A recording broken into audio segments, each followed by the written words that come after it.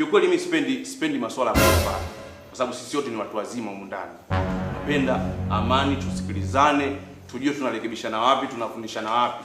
Sasa tukiwa sasa na mikwaruzano, mara huyu kaenda club sisi kafanya, mara huyu mwenye nyumba na dai nini, tutakuwa hatufiki.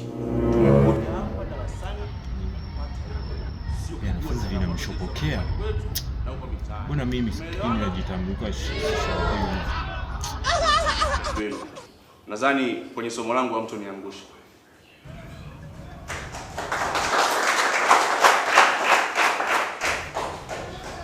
Basi nisiwe na mengi ya kusema.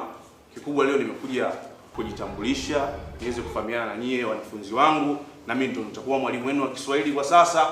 Naombeni ushirikiano na wanafunzi.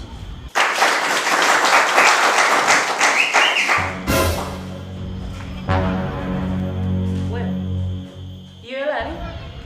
Nilikuwa ninaona anaongea point. Toka nenda kakae. Yaani mwalimu kaongea pointi kidogo tu umemtunza. Ya kifundisha. Wabecha mayo. Kelele. eti. Mbona mimi kipindi naongea hapo ni kipindi najitambulisha. Si niliongea point kabisa. Ila sikutunzwa hata na mmoja. Hicho kieleta kujifanya kumtunza wewe kina shenzi.